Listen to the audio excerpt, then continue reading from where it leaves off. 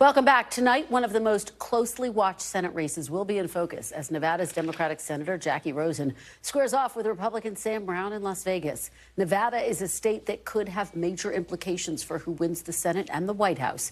It comes as both Harris and Trump are battling for votes in the state.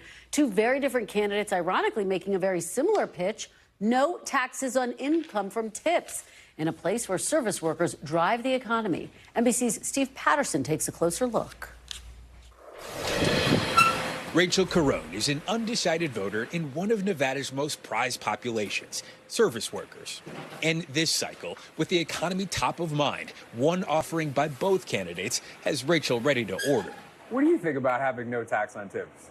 I would love to have no tax on my tips. I want all the money I could possibly get with inflation and everything going on. COVID hit Nevada hard, and it still hasn't recovered. Its August unemployment rate was the worst of any state, well above the national mark, making this the buzziest phrase in the Silver State.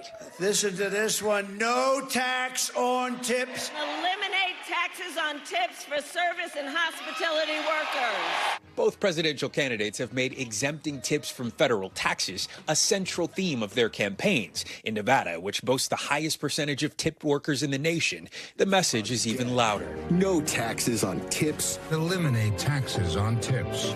Radium Sulprizio owns Pinion Bottle in Reno and isn't buying the hype. I think it is just a buzzword vote grab. I haven't heard anything that's nothing more than a Band-Aid kind of situation. So far, the candidates have given few details. Former President Trump was first to make the announcement, but doesn't specify income limits or which industries would qualify for the tax break, while Harris's plan would only apply to workers in the service industry, include caps, and only exempt tips from income taxes, not payroll taxes. At the end of the day, folks are not necessarily wed to a party. But, you know, the economy is the biggest issue out here. In the bi-yearly battle for Nevada, the all-powerful culinary union is the vanguard, thousands of foot soldiers getting out the vote. In the 2022 midterms, members knocked on over 1 million doors for Democrats across the state. The union has endorsed Kamala Harris, and they're already out in force. You know, working class folks aren't dumb. They're smart folks. They're used to hearing a lot of, promises from politicians. And part of the problem with Trump is that he lies, and he lies a lot. And so folks are skeptical. Some economists are wary of the idea overall, projecting tax revenue to fall by some $200 billion over a decade, and noting it would only help a fraction of workers. At Noble Pie Parlor, bartender Craig Woodland's skepticism is on tap. I think that I need more information about it. You know what I mean? I'd love to have more money in my pocket, but I'd also love for that money to still be going towards my community. Any plan would have to pass through Congress. Still, Rachel is hoping it's a slogan that soon pads her pocketbook. Yeah, everything is super expensive right now.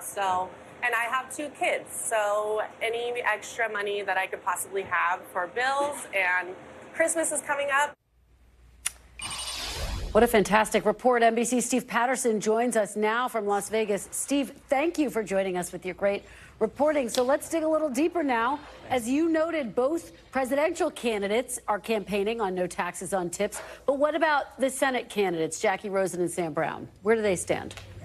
It's just one of those issues that seems to be the one thing that everybody, all parties in the state, can agree on. Of course, Democratic incumbent Senator Jackie Rosen co-sponsoring legislation back in July called the No Tax on Tips Act, so she's obviously for it. Sam Brown even takes it a step further, the Republican challenger telling one of our intrepid reporters, Natasha Korecki, a few months ago that it was his party's plan, his campaign's plan, to roll this out even before Donald Trump said anything about it, and that he may have been scooped by his own presidential candidate. So obviously he's for it as well. Expect to hear about it tonight in a debate between both candidates. What a great little nugget there, Steve. What are the other hot topics we can expect to hear about? I anticipate the economy, abortion. What are you watching for?